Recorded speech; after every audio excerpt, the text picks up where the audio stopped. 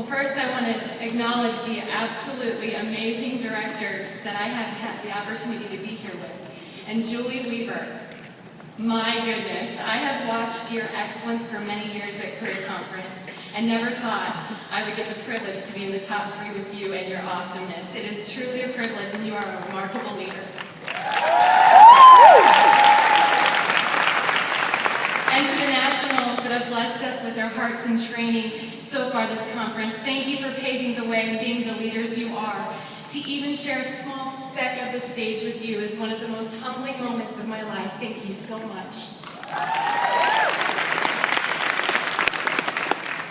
Well, knowing that I would have to give a speech in front of this many people at Career Conference has been giving me indigestion all week long.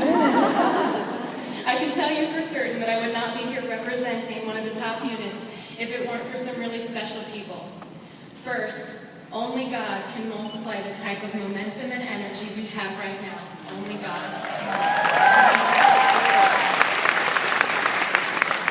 Second, my ridiculously smoking hot husband, who has been the backbone of my work and the strong foundation of our family. I love you, Brian Frantz, and like Noah said to God after the flood, I would rather spend the rest of my days in this boat than to take one step toward land without you. I am so blessed to get to do this journey with you, and you are my Prince Charming.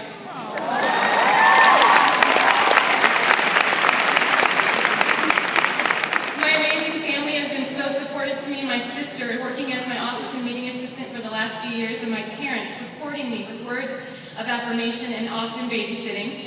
My mother, who gave me an incredible work ethic and one of my biggest supporters and my best customer.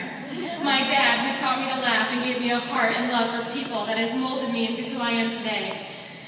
I can never ever give back to you what you have given me. I love and cherish you both so much. And I would be remiss if I didn't thank new National Sales Director Leah Laughlin. Many of you may not know this, but Leah was my very first team member in February of 2006. Leah, watching you work your Mary Kay business with determination and integrity paved a way for me in my business, but it was your success so quickly, with records being broken in the process, that gave me permission to win, permission to try again and again, and gave me the belief that I could do it. Thank you.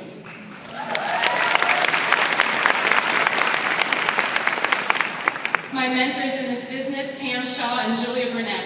What can I even say about these two stunning women, by far the most godly women I have ever met on the planet, and have led me to take my strengths to a whole new level. Julia, your over-the-top, gushing love and support for me and my girls is the one reason I stand here before you, confidently representing the #1 unit in Ohio. Your wisdom goes way beyond your years, and I am so grateful for you and your audacious faith. Thank you. And last but not least, my courageous unit! Stand up!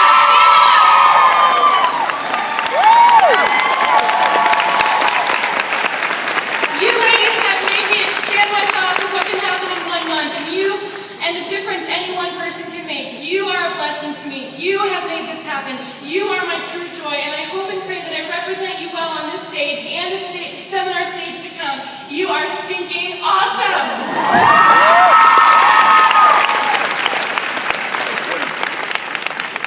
I started my Mary Kay business a few days after Christmas in 2005.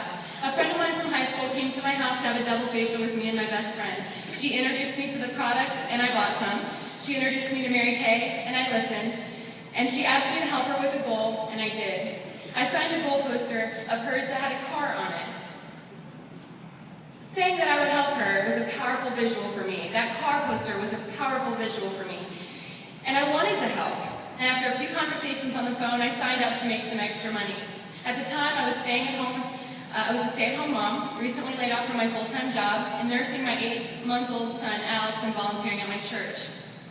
I started off with a bang, but my journey in Mary Kay has been far from a perfect one. I did a power start and a power stop. I had people put lip balm on their eyes and eye primer on their lips. I've sold thousands at a party. I've sold nothing at a party. I've been on target for my car and off target for my car.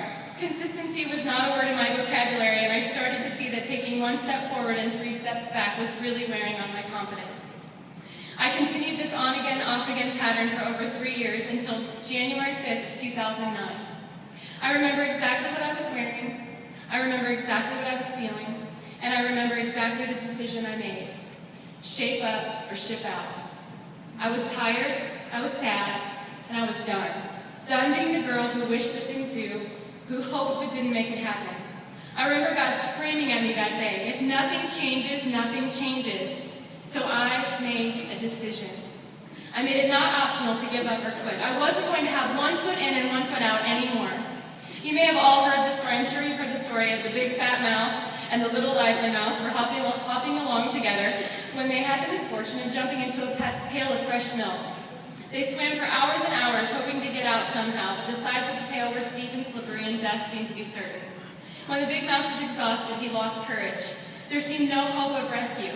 Why keep struggling against the inevitable? I cannot swim any longer, he moaned. Keep on, urged the little mouse, who was still circling the pail. So they went on for a while, but the big mouse decided it was no use. Little brother, we may as well give up, he gasped. I am going to quit struggling. Now only the little mouse was left, and he thought to himself, well, to give up is to be dead, so I will keep swimming. 2 more hours passed, and the tiny legs of the determined little mouse were almost paralyzed with exhaustion. It seemed as if he could not keep moving for another minute. But he thought of his dead friend, and intoxicated with determination, the little mouse kept on swimming around and around the pail, chopping the milk into little white waves. After a while, just as he felt completely numb and thought he was going to drown, he suddenly felt something solid underneath him. To his astonishment, he saw that he was resting on a lump of butter, which he had churned by constant paddling. And to the successful little mouse, he leaped out of the milk pail to freedom. Every accomplishment starts with a decision. So I had made a decision. The time was now. From there, it wasn't a perfect journey. In fact, January was a complete bust, with all my parties that I had booked canceled. I could have quit and said, this is hard, and it was hard, but I didn't because I had made a decision. There is a huge difference between committed and interested, and I was no longer just interested. So I rebooked and booked more in February, and the results improved. By April 1st, we had earned our first car, and 3 months later debuted as a new sales director at Seminar. 6 months debuted my first offspring sales director, Christina King, and by April 1st, 2010, our unit had earned our first Cadillac. It was momentum. It was exciting. It was growth. I caught the vision in 2011 and 12 to earn the top director trip to Monaco. I just knew we could do it. I offspring my second sales director, Chelsea Burling, and started off the year doing my best to facial minimum 30 faces per month. As the year progressed, we were growing, but not fast enough, and we missed our goal of top director trip. But there were so many other wins. We debuted 2 more directors, Kristen Erickson and Allison Stevens, and had a second line director and 2 new DIQs right out of the gate, and picked up our second Cadillac. At Seminar last year, I gave birth to the dream of becoming a national sales director. I felt the calling on my heart, and I knew it was God calling me to higher influence and servanthood. Have you ever experienced a call in your life, and as soon as you commit to it, you get an equal and opposing opposite force that seems to test you to the core? I had a series of losses that affected my belief in the calling and the belief in myself as a leader of leaders. I had 2 directors and 2 DIQs step down within about 3 months. It rocked me. It made me question my abilities to lead, and I felt stuck. I had been taught as a baby Mary Kay consultant, when you feel stuck, reach up. So I called Julia, and she said words to me that radiated straight into my soul. She said, the size of a woman's character isn't determined by the things that she says, but the size of the obstacles she chooses to overcome. Those wise words helped me realize the emotional cycle I was in, and I knew this didn't have to last forever. Pam Shaw taught me, no really great victory comes without overcoming really great loss. So I cried for a few days, but then I went into analyzation mode. I wanted to know how I could be a better consultant and director, what I could do differently to set myself and others up for better success. It helped me jump back in the game and apply some of the things I was learning, and it gave me motivation and hope to run harder and faster than I had ever before. Never have I had so much gain from so much loss. This change in pace led me to seek God more, to pray more for my girls, for my leadership, and for His will. He showed me that He is still sovereign, and Psalm 51:10 became my verse. Create in me a pure heart and renew a steadfast spirit within me. He showed me that failing forward is what must be done to grow into the woman He wants me to be. This change in pace is also leading our unit to complete the top director trip to China. this year for the 50th anniversary. This year we will finish it, because as NSD Cecilia James said, there is a big difference in working towards it or working on it, and we are on it. This change in pace has also caused me to reflect on things that have created the momentum and have maintained it. So I'm going to share with you quickly 6 things that help me move fast. Number 1, good daily habits. I decided to change my daily habits so that I could change my results. Ogmandino writes, good habits are the keys to success. Bad habits are the unlocked door to failure. In truth, the only difference between those who have succeeded and those who have failed lies in the difference of their habits. So I made a list of things I felt were bad habits, and I prayed for God's help because I knew I could not do it alone. Number 2, don't stop. Mary Kay called that resting on your laurels. It is really easy after a really good month or a really good quarter or a really good year to feel satisfied to the point where you start giving in a little to laziness or half doing things. It's easy to slack on follow-up or start procrastinating or picking up bad habits that you just got rid of. Fight that and keep going. Linda Tubin says you can rest when you're dead, but for now, run! Don't land your plane. It takes way more energy to get the plane on the ground than it does to keep it in the air. Number 3, stay healthy. Physically, mentally, spiritually. If you aren't taking good care of yourself, you won't be able to take care of your family or be a good leader. Set a routine plan in place that makes you eat better, exercise, read, go to church, Bible study. Make time for the things you enjoy. Number 4, be accountable and seek guidance. Julia and Pam are my go-to mentors. Maintain good communication with your mentors. Reach out for help when you need it. Stay accountable with your numbers. Reevaluate your success often. Ask your director if she sees anything from the outside looking in that you could change or do better, because sometimes she can see something that you may not see. Number 5, keep your standard high. Expect excellence, not perfection. Don't lower your expectations. You get what you're looking for. If no one in your unit is doing it, you do it, and then challenge someone to join you.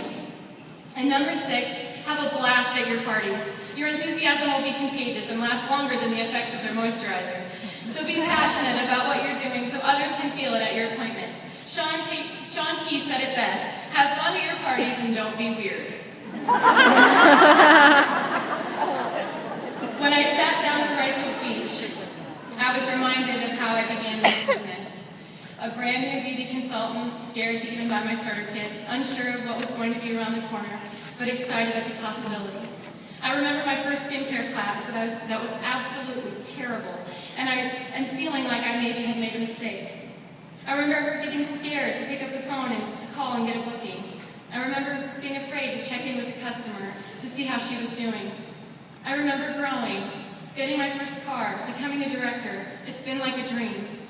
In the past 7 years, I have worked hard, played hard, I've made new friends, I've held lots of skincare classes, I've booked lots of parties, I've met thousands of new people, and I've coached and mentored hundreds.